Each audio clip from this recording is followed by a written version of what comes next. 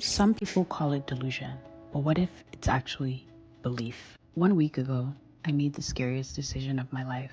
I moved across the country with my 2 kids and no plan.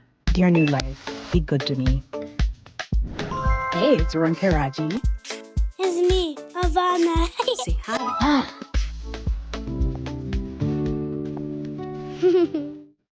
I was tired.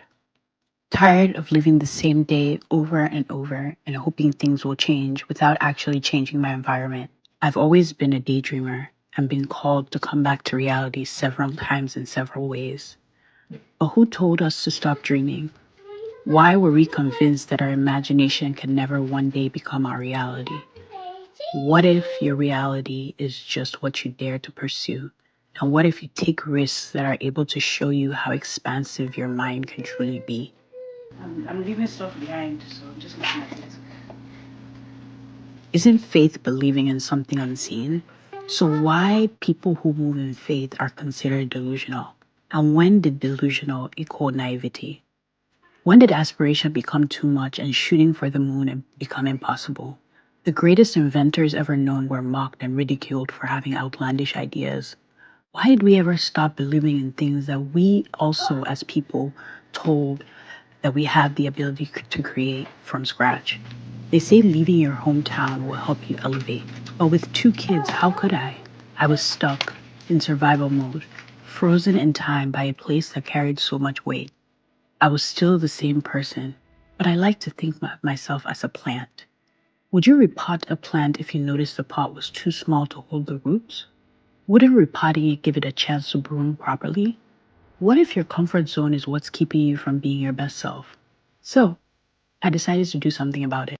Not because I knew what that led to, but because by the small acts of faith I'd cultivated over the years, I knew every step I took brought me to this place. Earlier this year, I read The Alchemist, a tale that I can only describe as a tale of faith. It taught me that the inner voice you have may not make sense to you, but following it will teach you all the things that you need and require to move from student in life to teacher. I realized unknowingly and subconsciously that I've always been an alchemist, translating my experiences from bullying in high school and getting a divorce into my own personal power. And there was no turning back. What did Albert Einstein say about insanity? Something about doing the same thing over and over? Yeah, let's not do that. It's time to start over. So, why not move to start over? And as I move into this new phase of life and bring you guys into my world, I hope that by my faith, it encourages you to take faith and dream big.